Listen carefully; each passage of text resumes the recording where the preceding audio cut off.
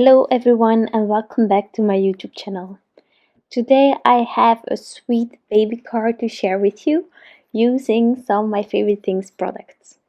Now first of all I'm going to use this Better Together stamp set, and I finally gave in and bought the repeating rainbows background, so that one I'm also going to use for the first time today. And I really love how this card turned out, so I'm happy to share this video. I hope that you will enjoy the process. First of all, I started with my background, therefore I am going to clear heat emboss this repeating rainbows background. Now I'm going to do some emboss resist, which means that I'm going to first emboss and then I will bring in my inks, and the embossing powder that melted will resist the ink. It's a really lovely technique, but something that is really important is to prep your paper ahead of time, so that's why I use my anti-static powder tool. You can also just add some baking soda or baby powder and just spread it around with a paintbrush. And then I'm going to cover this panel completely with my embossing powder. Now you can also use other colors, or if you don't want the color and you don't have clear but you do have white, that also works of course. But since this is a white piece of paper, the clear embossing powder will later on, after adding the ink, appear white, of course, because the paper underneath will show. So then I took my heat gun and I made sure to melt it all. I took my time to really cover all of this because sometimes I get a spot, and then once you get ink running, well, it sort of ruins the whole idea. But make sure you have melted everything. And then I took my distress inks and I just wanted to create a lovely colorful gradient. I'm using abandoned coral and dried marigold, and I am just making sure that I have a gradient later on, and I will let it sort of fade out into the white area.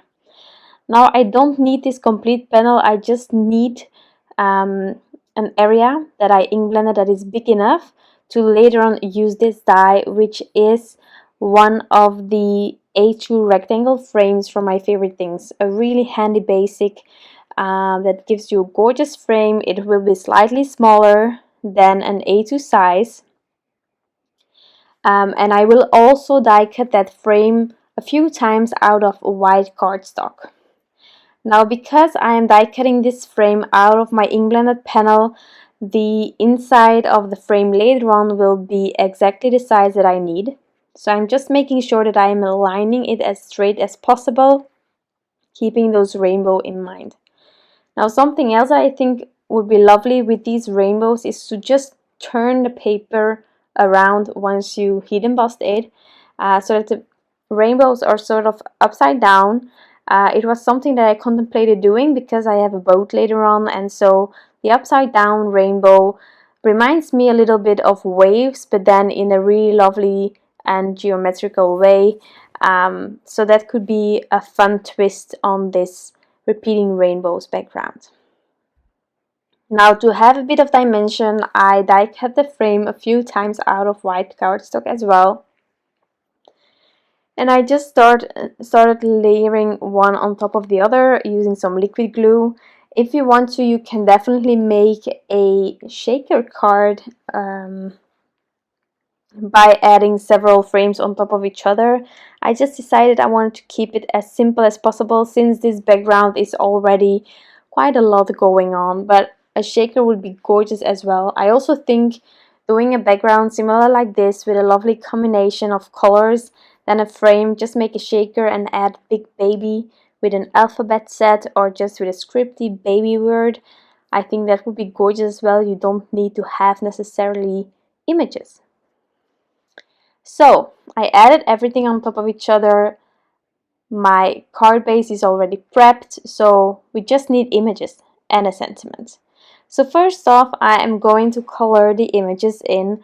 I'm trying to reuse colors as much as possible. This image has quite a lot going on, but I really got convinced by the design team to buy this stamp set. I first thought no, it's not a set that I need. If I can use the word need. Yes, we can. We need stem sets. And then I saw the inspiration and I thought, well, and then I saw the sentiment, welcome little one, and this is always a fun sentiment to have. And all of a sudden I saw all of the possibilities with this stem set for while using it on a baby card. So I was excited, and that's why I actually cave in to buy this stem set. Now the giraffe and the lion sort of have the same combinations, except of course for the darker areas there I twisted it a little bit, but I did some really simple coloring on the critters. Also, if you want to revisit color combinations later on, I always have them listed on my blog post, and I try to indicate as clear as possible what I used for which part of the image. So I hope that can be helpful. And then I'm on to my elephant and the zebra. I will use for both warm grays, but I am using a darker version and a lighter version so that both stand out from each other.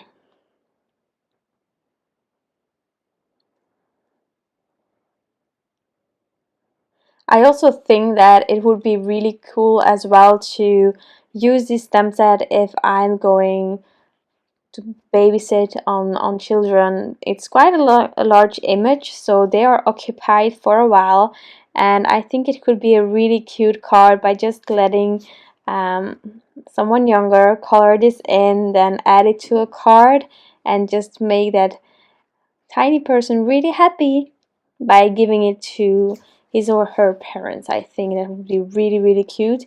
Sometimes I just wonder if an image isn't too small, is it interesting enough? But with an image like this, I truly think they would have a lot of fun. So if you have children, I don't have them so far. I'm only 25, so I'm still waiting a bit. But I think this is a really nice stem set to just color in with whole family. So here for the crocodile as well as a turtle. I have no clue. I am using the same greens for them. As I said, there is quite a lot going on, so I just made sure to use colors as much as possible. Later on I will sort of have another combination in there. For the birds I will use some blues.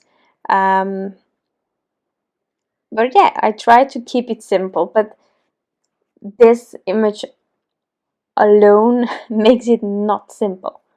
You know what I mean. So here for the birds, just doing a really tiny gradient. These are small images, so that makes it really handy, and it's also why I wasn't afraid of adding another color. It wasn't going to scream, so that was good.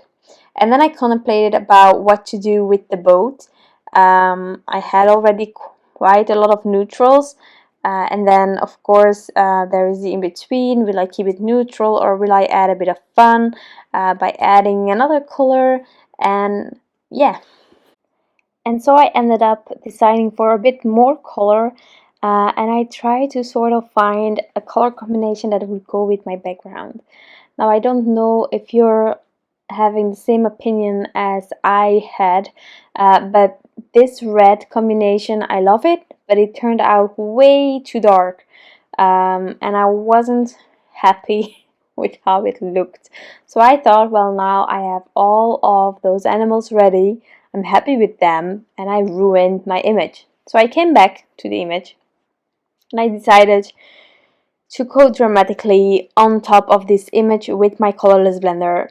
It's a way to push back that color, sometimes erase it completely, but as you probably know from previous videos or from your own experience, red colors aren't as easy to get rid of as others. So I really tried my hardest to get rid of most of that darker red. And then once I sort of saw that it was already way lighter, I decided to stop there, just add back in a bit of those lighter markers to get it even again. using my heat gun in between quite a lot of times. Why? Because if your paper gets oversaturated, but also if you're erasing colors, it can be handy to help that process by heat setting your paper to let it dry quicker so that nothing can move. Once it's dried, it's sort of fixated, and you can add another layer if you need to, or you can try to erase some more if you need to. So the pink, in my opinion, worked, and so I started adding the roof and then the bottom part of the boat. Therefore, I was going to use some neutrals, and I wanted to keep it really light. Again, that way I think it sort of appears a bit more fresh. Sometimes on your card, if there is a lot going on, light colors for me works.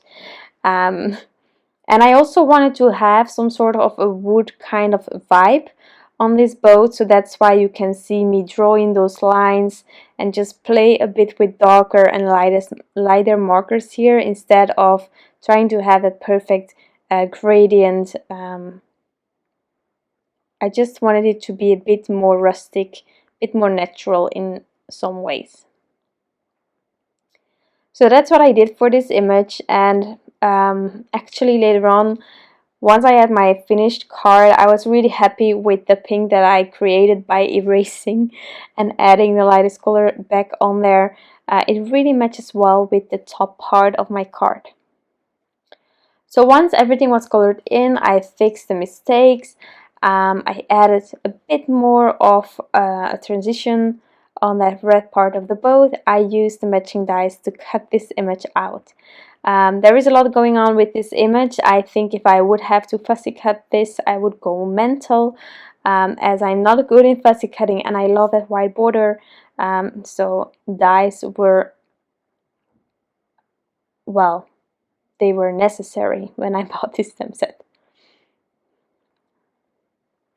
So let's die cut this, and then we have to get our sentiment ready.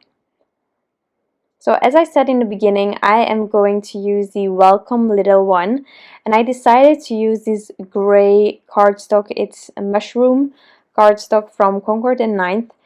You can definitely also heat emboss it on black cardstock, but actually this one works great. It's dark enough to let the white stand out, and it's softer than black.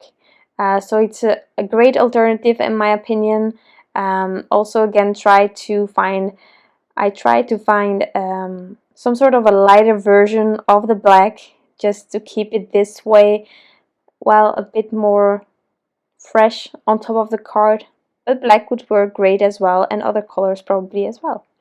So now time to assemble everything. So I already had my white cardstock on top of my card base to have the same white all over. Then I added my frame here using some liquid glue, and I'm going to inlay that background.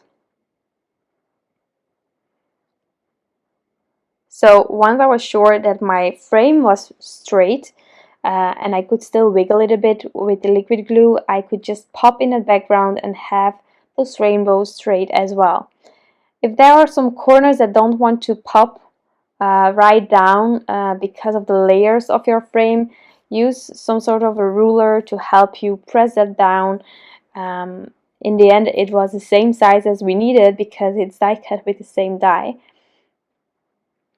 Then I placed all of my images. As you can see here, the images themselves, the clouds and the boat, I have them in some sort of a triangular shape.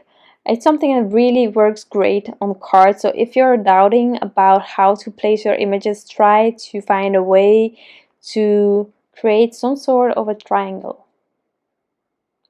Next up, the sentiment. I'm just avoiding that one area where it will overlap that frame.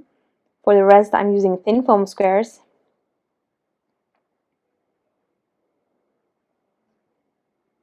Adding those clouds. One with thin foam squares, one without, to just play a little bit with dimension. And then I had to figure out where to place thin foam squares, where to add some liquid glue on the back of this big image. It is just when you already played with dimension, you need to watch out where you already have some height behind an image and try to sort of mimic that height already on the other areas where there isn't an overlap. And that way your image will be straight on top of your card. So I did that there where there were some tiny areas. I just made sure to snip my thin foam squares a bit smaller with my scissors and add them to really secure my image and to have it really sturdy on there for mailing. And then I could place it on top of my card. Now, as always, it is totally up to you to decide whether you're adding more things to your card or not. I think you could stop here if you want to, but since I had some windows, I decided to add some glossy accents over there. And then I was trying to find ways to just add something more. So I ended up using some stickles on the bottom half of the clouds, there where I blended a little bit of markers and just have it fade into that white area as well, and just stop halfway. And then once I did that on both clouds, I decided that my card was finished. So I know this video took a bit of time, there is quite a lot going on and there was a lot of coloring and ink blending, but I hope that you enjoyed this video. I loved creating this card and I'm really glad with this background stem that I still got afterwards, and then they better together. It's really adorable for a baby card, but also for other occasions. So I hope that I can inspire you in any way by showcasing this card in this video. Thank you so much for stopping by, and I'll be back soon with some new crafty inspiration. Bye!